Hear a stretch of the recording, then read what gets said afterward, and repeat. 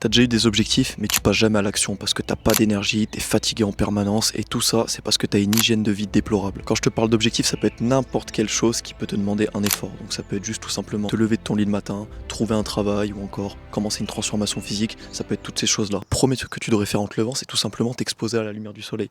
Donc là, je te dis lumière du soleil, mais lumière naturelle en général, peu importe. C'est vrai que moi, j'habite dans une région où il fait pas très beau, donc si tu veux, le moindre rayon de soleil, on va dire, je vais le prendre en pleine face. Mais si toi, t'habites dans une région où t'as du soleil, profites-en. Mais ça change rien au fait que le matin, dès que tu te réveilles, il faut que tu prennes la lumière naturelle, qu'il fasse beau, qu'il fasse gris, qu'il pleuve.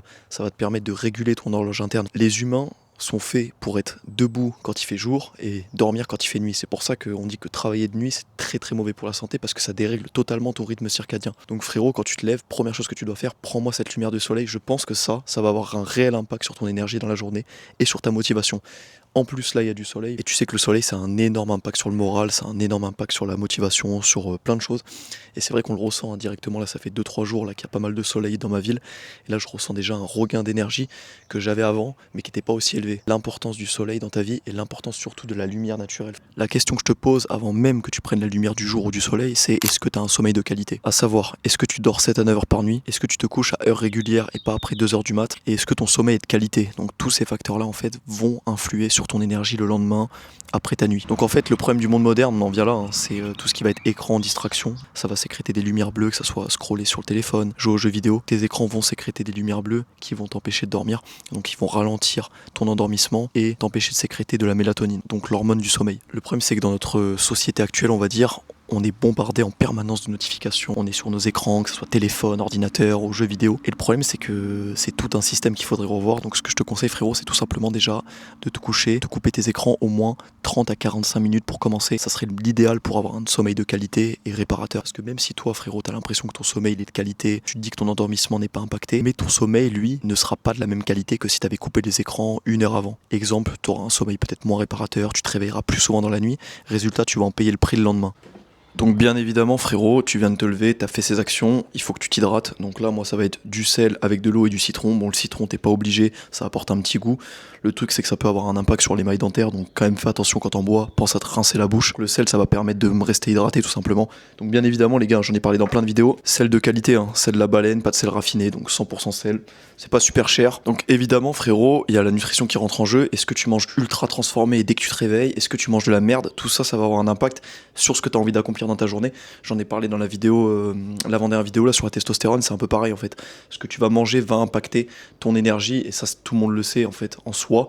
Mais le problème c'est que les gens mettent pas les choses en place. Donc vire-moi les aliments transformés, consomme des aliments de qualité. J'ai fait pas mal de vidéos à ce sujet, donc si tu veux te renseigner, moi je suis pas professionnel de santé, ça veut dire ce que je fais sur moi, peut-être ne fonctionnera pas sur toi, mais je t'invite à essayer. J'essaye quand même d'optimiser et de consommer des aliments le plus brut et le plus naturel possible. Donc tout ça, bien évidemment, ça a un impact. Essaye de te renseigner un peu, fais tes propres recherches, teste des choses sur toi, mais vire-moi l'ultra transformé de ton assiette, mon frérot. Oh, comme tu peux le voir, on est au même endroit que la dernière vidéo.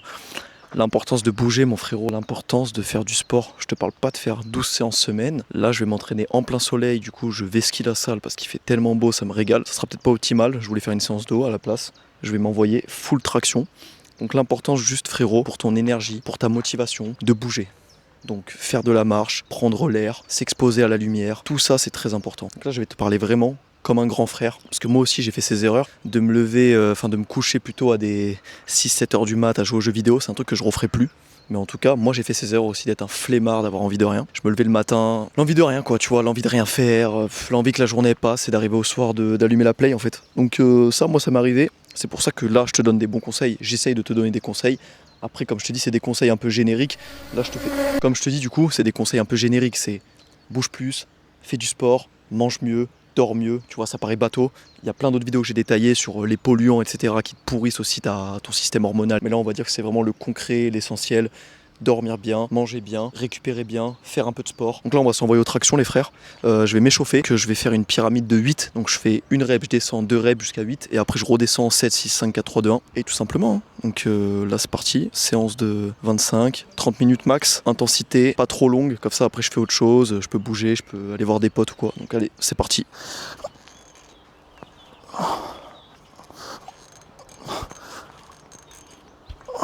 Donc à savoir, ce que je vais te montrer aussi, c'est que moi là je reviens de blessure, donc je me suis fait une blessure au foot à l'ischio, donc ça veut dire que j'aimerais bien commencer à me réathlétiser entre guillemets. Donc je fais beaucoup de renfo à la salle, mais ça va pas être forcément utile.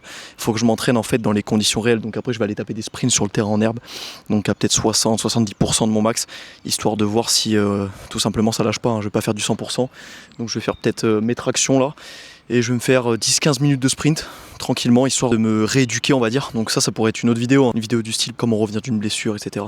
Donc allez, c'est parti.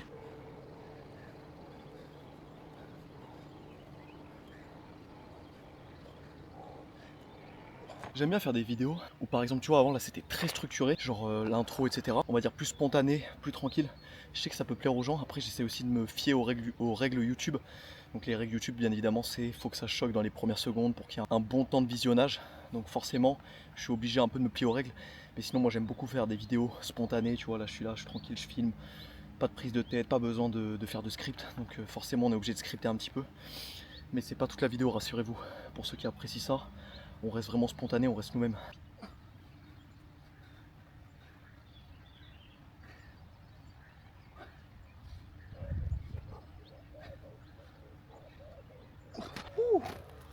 Ça commence à piquer là. Quand tu arrives au 8-9, il faudrait que j'arrive à taper une pyramide de 10.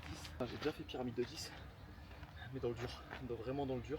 C'est en fonction de votre max, hein, les gars. Si votre max traction c'est admettons 10 tractions, vous ne ferez jamais une pyramide de 10. Vous allez faire une pyramide de 6, voire 7. Moi mon max c'est 17 à peu près. Donc je fais pyramide ouais, 10 maximum.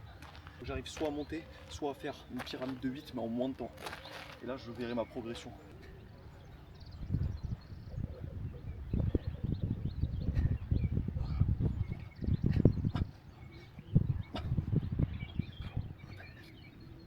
Tu vois, moi le sport comme ça va augmenter mon bien-être et forcément ça va aider à avoir plus d'énergie en fait. Ça va être indirect mais je me sens bien.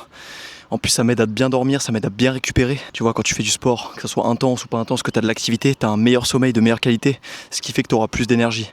Voilà, en fait c'est multifactoriel. De toute façon dans la vie les gars, tout est multifactoriel, il n'y a rien qui se résout comme ça avec une méthode miracle. C'est toujours plein de petits facteurs qu'il faut que tu modifies et tu peux toujours optimiser sans rentrer tu vois dans l'optimisation à outrance en fait. Tout simplement tu peux vraiment optimiser chaque paramètre de ta vie.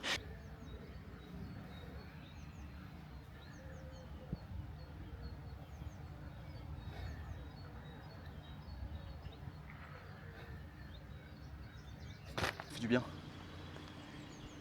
Aussi un peu. Ah ouais, franchement c'est comme ça on voit mieux nos muscles. Tu vas à la salle un peu, non? Ouais, je vais à Honor. Ah mais moi je vais à Basique, ouais. J'allais à Basique avant, ouais. Honor, celui qui est en... Zone Nord. C'est bien là-bas? Franchement ouais, c'est pas mal. C'est plus cher que Basique, non? C'est quoi, pas tant que ça parce que après toi peut-être t'as les abonnements d'avant donc ils sont à 20 balles, c'est ça? Parce que moi je paye à Basique, je paye 19 € moi. Ouais, c'est les abonnements d'avant, ouais, t'as gardé le même. Ouais, c'est rentable là. Bon du coup les gars, fin de séance, petite interaction sociale encore avec un monsieur super gentil. C'est ça qui est bien tu vois aussi, c'est que tu crées des liens sociaux quand tu sors.